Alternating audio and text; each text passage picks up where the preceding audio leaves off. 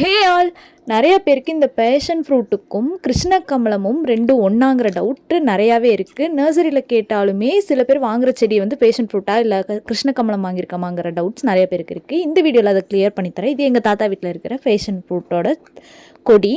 இது பார்த்திங்க அப்படின்னா கிருஷ்ண கமலம் பூ மாதிரியே தான் இருக்கும்.